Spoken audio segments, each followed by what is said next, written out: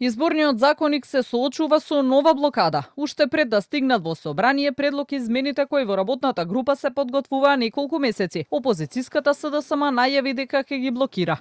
Лидерот на партијата Венко Филипче на пресконференција кажа дека имаат 3 сериозни забелешки на измените, кои според него би донеле ризик од изборни манипулации. Вели дека се предлага електронско гласање на диаспората без сигурна проверка на идентитетот на гласачот, да се гласа и со поинакво заокружување од досегашното, а се планирало и да се ограничи кои приговори на гласачите ќе се преиспитуваат.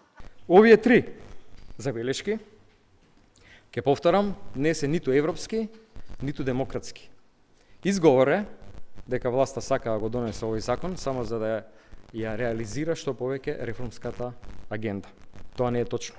Тие сака да го состават режим, сака да си отворат врата, можности, инструменти да го контролираат и злоупотребат изборниот процес. Филипче тврди дека неговата партија нема никаква забелешка околу финансирањето на партиите. Парите кои ги делат власта и опозицијата да се намалат во корист на помалите партии. Сепак ова прашање е едно од тие кои ги спори левица, откаде вела дека се дискриминирани и иако учествуваа во работната група не се согласиле за 5 сегменти.